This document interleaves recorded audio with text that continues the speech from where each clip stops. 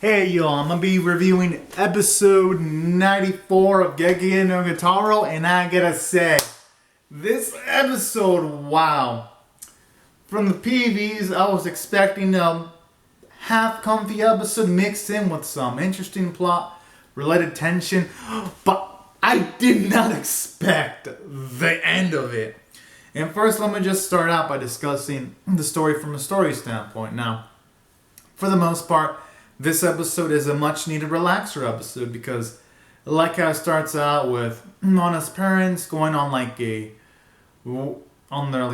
relaxation trip, and the Ratman was supposed to go with his friends, Ketchik, Taro, everyone else, Wally to the Fujimi Springs in the yokai world, but he couldn't go because he fucking stole a lot of money. And he hid in a dumpster.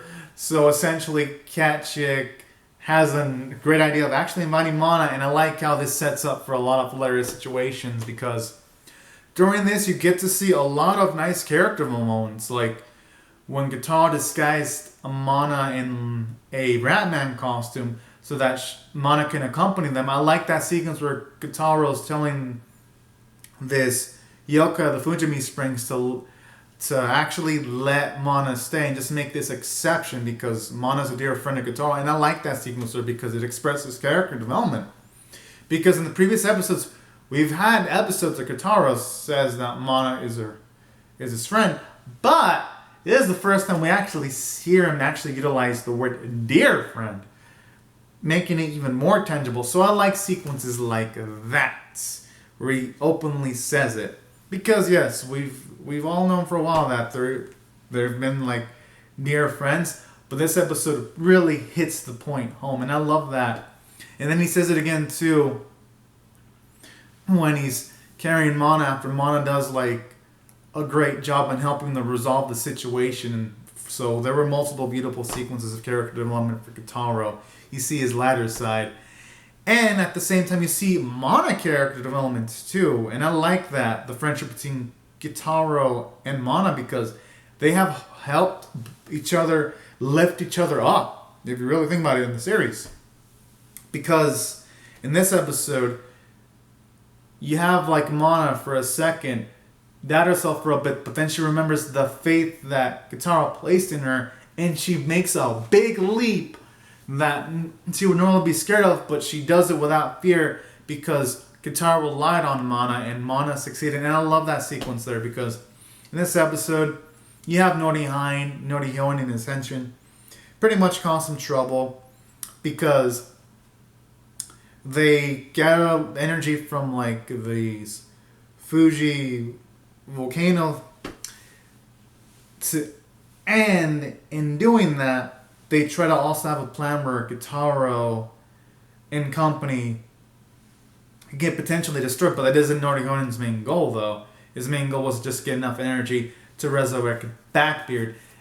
But I like how in this episode, despite Norihyoin succeeding in the main plan, you did get some nice character moments for Mana where she decides to bravely, while Kitarou's fighting the stone monument thing, she takes this device and she makes sure that the surge of energy in Fuji is suppressed, and it ends off, and it, at least in that conflict portion, ends off with Mana succeeding, and I like that.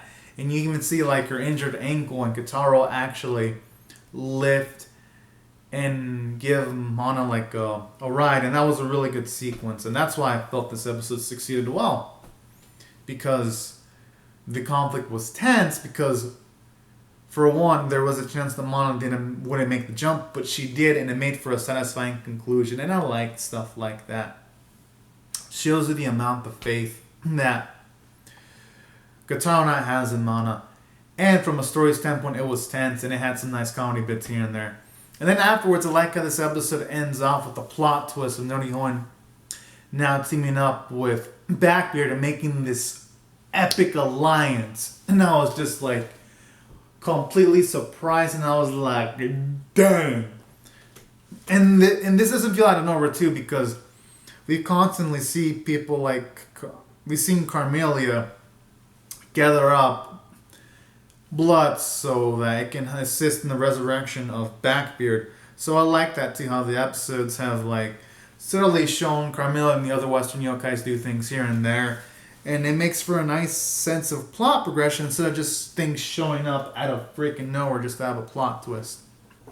And that's why I thought the end of the episode was well done, especially when Nori Hyoin says to Backbeard, let's join together to take care of our mutual enemy. And then when it transitions to Kitarou and Mana, I was just like, dang. And that's what I thought the episode did well from a story standpoint.